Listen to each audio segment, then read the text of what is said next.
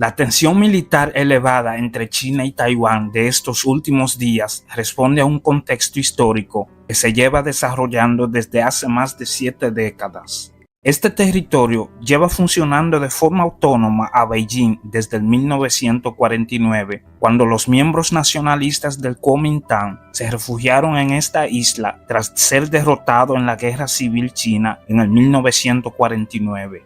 La visita de la presidenta de la Cámara de Representantes de Estados Unidos, Nancy Pelosi, a Taiwán el pasado 3 de agosto ha elevado las tensiones entre esta isla y China a unos niveles no vistos en décadas, hasta el punto de temer un nuevo conflicto. Pero, ¿por qué reclama China su soberanía sobre Taiwán? La isla de Taiwán ha pertenecido históricamente a China y su población siempre ha sido étnicamente de esta nación. De hecho, apenas 160 kilómetros separan a este territorio de la parte continental de China.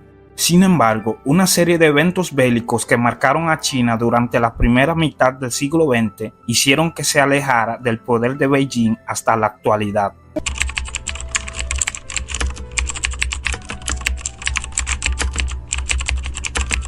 Para comprender su particularidad política, toca retroceder hasta el año 1927. En esa fecha en China se empezó a librar una guerra civil entre los nacionalistas del Kuomintang, que llevaban en el poder de la República China desde el 1912, y los comunistas, que se habían constituido como un partido de forma reciente.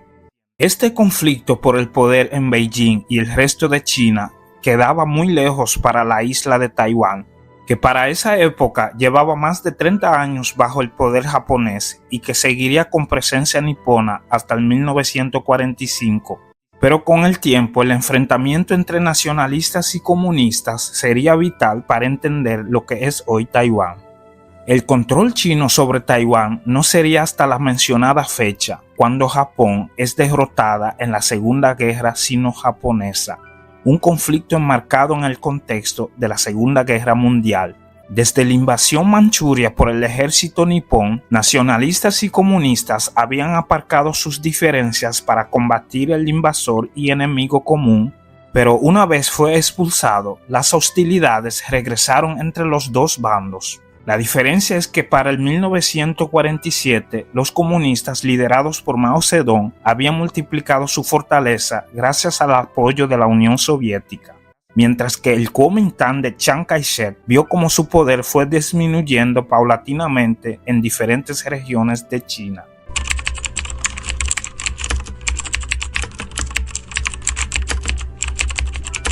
Los nacionalistas recibieron el apoyo de Estados Unidos con el objetivo de disuadir al precario ejército comunista de Mao. Es a partir de este momento cuando los recorridos políticos de Beijing y Taipei comienzan a ir por caminos diferentes. Mao formó la República Popular China y Chiang Kai-shek declaró su poder sobre la República China desde Taiwán con el objetivo de volver algún día a retomar el continente. Pero esto nunca sucedió. Durante los primeros años, la comunidad internacional reconoció como la única China a la basada en Taiwán, bajo el poder del Kuomintang. Para Estados Unidos o Naciones Unidas, el gobierno de Mao en Beijing era ilegítimo.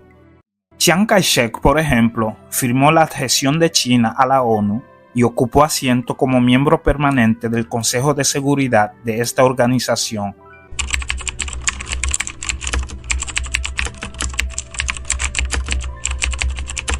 Pero la situación cambió radicalmente a partir del 1971. Estados Unidos y la República Popular China de Mao comenzaron a compartir adversario, la Unión Soviética, y esto comenzó a acercar a los intereses de Beijing y Washington, un contexto que favoreció que a partir de octubre del 1971 Naciones Unidas reconociera únicamente como el representante legítimo de China a la República Popular China de Mao y no la República China de Chiang Kai-shek. Y tan solo 8 años más tarde, en el 1979, incluso Estados Unidos reconoció el gobierno de Beijing como el único legítimo.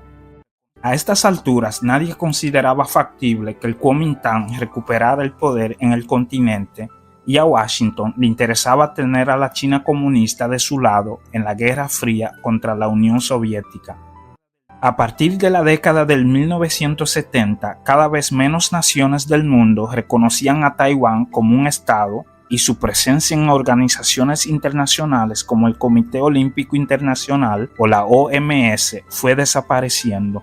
Sin embargo, Estados Unidos continuó manteniendo una fuerte alianza con Taipei gracias a una estrecha relación comercial y militar, y advirtió a la China comunista que cualquier intento de invasión a Taiwán supondría un grave desafío a los intereses estadounidenses. Pero desde Beijing se siguió considerando a Taiwán como parte de la República Popular China, algo así como una provincia rebelde.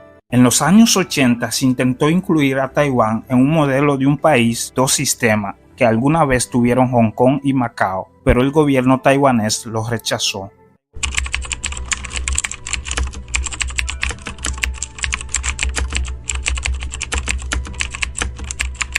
Además, la situación se ha vuelto más compleja desde el 1997. Ese año, Taiwán pasó de ser una democracia y tan solo 3 años después, el Kuomintang, partido que se considera chino todavía, perdió las elecciones contra el Partido Progresista Democrático, una formación que rechazó la idea de volver al continente para retomar el poder en Beijing y que pretende la autodeterminación de Taiwán como nación. Y es que 7 décadas después se ha dado una paradoja en Taiwán. Aunque el objetivo inicial de los que alguna vez huyeron a la isla para escapar de los comunistas era volver al continente, muchos de sus descendientes ya no se consideran chinos, sino taiwaneses. Un efecto de tantos años de desconexión con China. Pero esto es algo que no piensa tolerar Beijing, acostumbrado a sofocar con contundencia cualquier intento de secesión que pueda existir en lo que considera como parte de su territorio. Por eso, gestos como el de la visita de Nancy Pelosi a Taiwán, haciendo ver como si fuera un actor político independiente, son una línea roja para el gobierno de Xi Jinping, que aspira a poder control tácito sobre Taiwán en algún momento. La cuestión ahora es saber si esto sucederá en un plazo cercano o no. De ello dependen varios factores, como el costo de una operación sobre un territorio que lleva décadas preparándose para una posible invasión o la posible entrada en un teórico conflicto de Estados Unidos. Aunque en este último caso Washington tendrá complicado denunciar una invasión sobre Taiwán cuando ni ellos mismos reconocen a este territorio como una nación independiente, algo que hace imposible que Taiwán lo ampare el derecho internacional. Esta ha sido la historia de Taiwán y su relación con China. Espero que te haya gustado y si es así, déjamelo saber en tus comentarios. Pero ante todo, no olvides de suscribirte, darle like y compartir este video para que no te pierdas el próximo.